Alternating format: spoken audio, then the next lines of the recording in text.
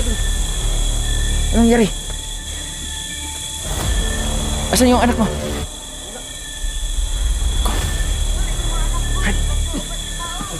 Uy, dito daw.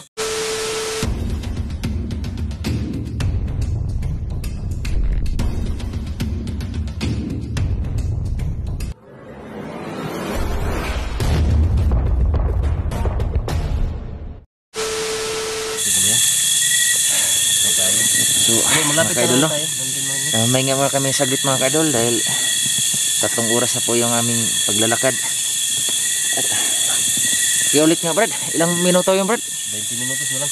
20 minutos na lang? Yun. Bahay mo na? Ay, salamat naman.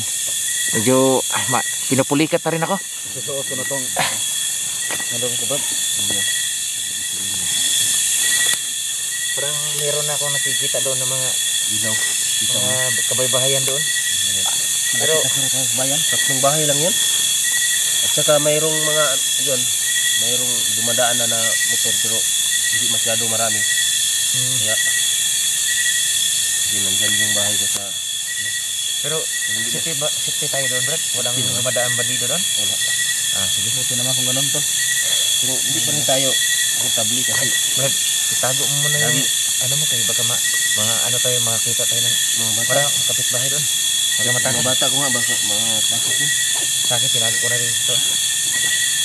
Safety mo na. Safety natin. So, nga tol, Mga takot yung ito yung ilaw ko gabi, parang ang tawag doon sa baki. Nulo, tulo. nasulo. Nangiwag. Palaka. Nung palaka. Sobrang Ito. lakas ito. Parang nakaramdam na rin ako ng gutom. Ayan. Saka uhaw. Hindi naman tayo, kasi nandun lang yung bahay ko. 20 minutes ha, malapit na rin yun. Pero pulikat na rin ako Brad. Yan.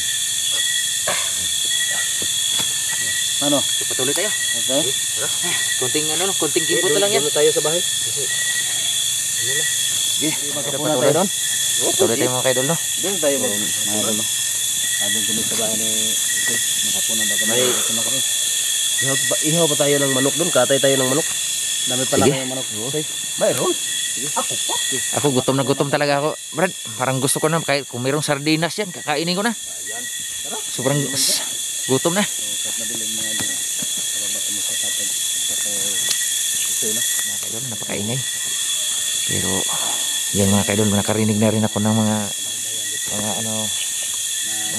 boses ng mga aso mga kaidol. Tingnan nyo mga kaidol doon. May mga kabaybahayan na rin pero agay.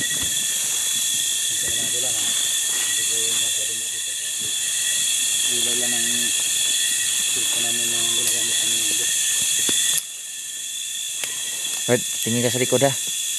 Baka merong nagkaantabay sa atin o ano, nagmamasid.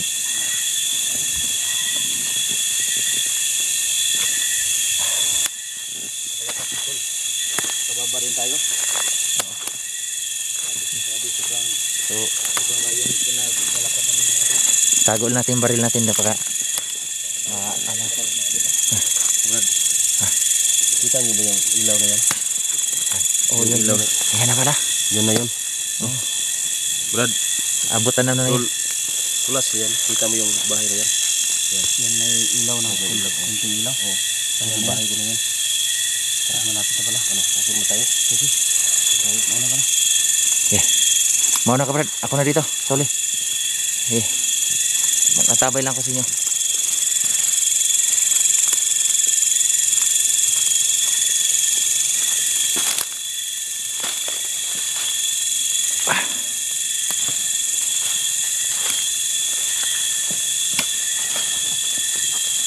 Okay.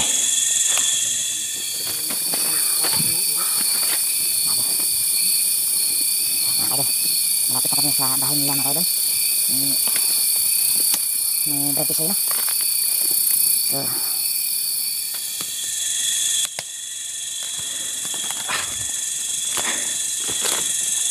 Grabe. Ha? Sige, sige. Marami palang nag-ano dito, Brad. Nagtitis-tis dito ng Ano yung puno ng nyug? Nilalagari ata to. Lagari ba tawag nito? Yun na nga.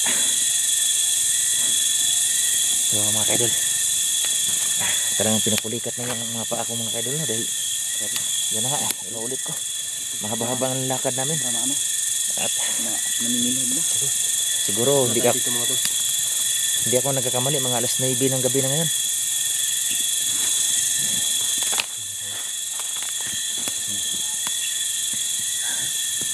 Ang gagawin ko sa pagdating ko sa bahay.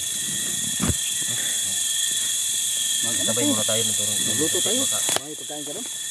Mayroon pero tingnan muna natin ang paligid. Sige Brad, kasi hindi ko kabisado itong lugar niya. Ayan. Parang may sigaw doon. Ay, kalapit bahay siguro. Narinig mo? Meron. Parang meron na sigaw doon. Tahimik lang. Ito na lang Brad, kung ikaw magpatuloy doon tapos magano mo kami, pasensya na ha, bilang isang ano noon, dati isurvey ko muna yung paligid mo. Kasi ganun lang talaga kung pero Hindi tayo, aware tayo sa lahat ng nangyayari. totoo yan. Hindi natin alam ang paligid. Kahit sa akin ito. Gabi ngayon. Gabi tayo dumating. Hindi natin alam kung may nag-aabang sa akin. Palubog na rin ang araw ng pag-alis natin doon. Tapos may kalayuan din. Okay. Kaya ako na nandito na ng bahay ko. Pero ibang kutub ko nga to. Bakit? Parang kinakabahan ako at saka niya. Natuwa lang siguro. Sabik lang. Sabik lang ka kasi makikita mo na yung dalawang mong anak. Oh, totoo yan. Parang kung sa ano, excited ka na makita mo yung dalawang anak mo. Tatay din ako eh. Pero Kaya bukod nga, yan, Brad, may katanungan ako. Wag ka lang ano sa akin ha. Baka ma-open ka sa akin eh. wala na. Hindi mo namimiss yung nanay nila? Siguro, yun na talaga ang punto na na-miss namin talaga dahil ano talaga yun.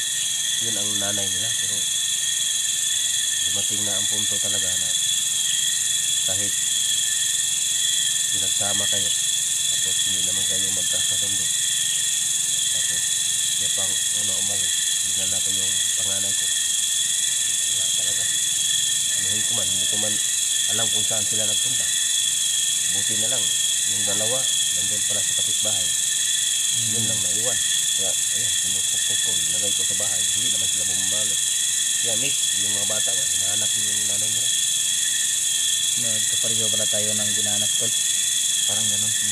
ako rin pag yung napunta ko sa bandido pag uwi ko wala na yung asawa ko yung mga anak ko binili na lang sa mama ko yung dalawang anak yun ang karanasan natin magkaiba tayo yung dinala ng asawa mo yung panganay mo yung dinala naman ng asawa ko yung bunso ko yung dinala niya kasi yung panganay ko yun ang laging lapit sa kanya yung dalawa sa akin talaga yun hindi wala yun babae at saka lalaki Buti naman ganun, Brad. sa kanya yung panganay Paano na lang kaya kung sa kanya na ano yung kung merong mama's boy, meron ding papas girl at boy no?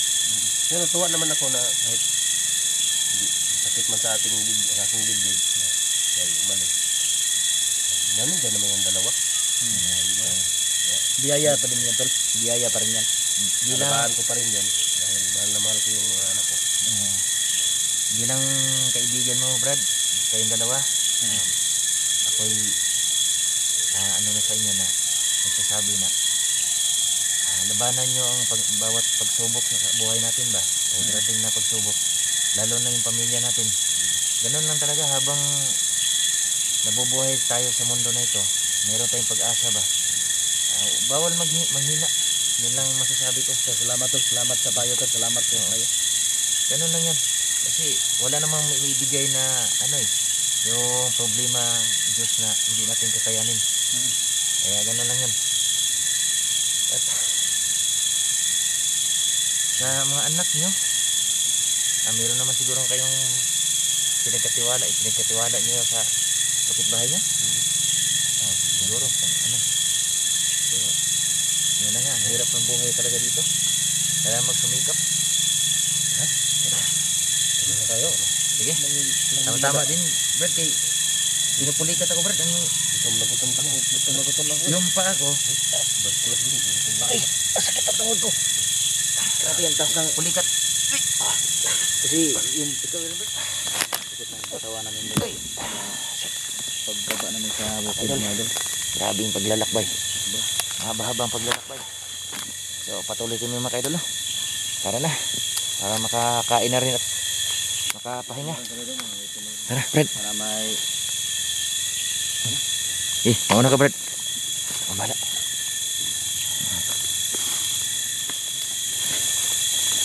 Maglapitan na.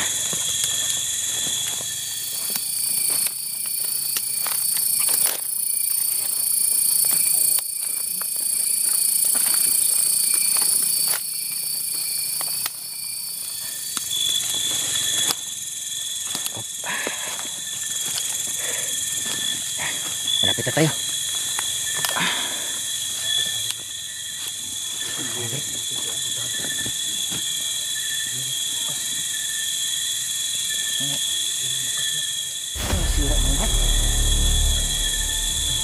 Patuloy tayo.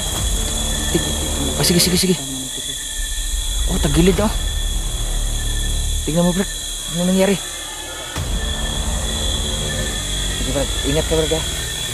Sana walang maano. Ingat, Brad. Ingat. Dito lang kami. Tingin sa paligid niya. Sa likod.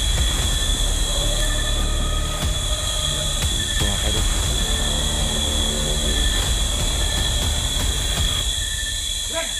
Oh!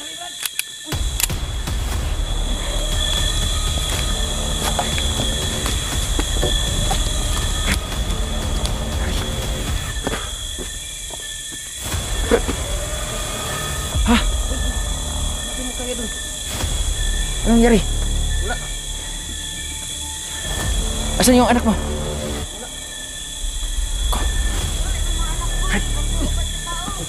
Uy, dito daw.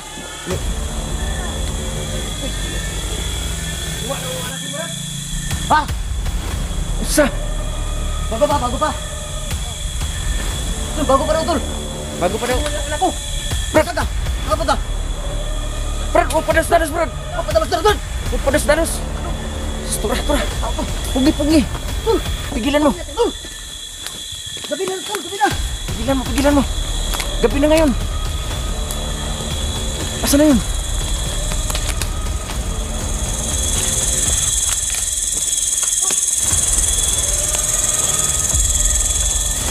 Pambihira. Mga kaidol.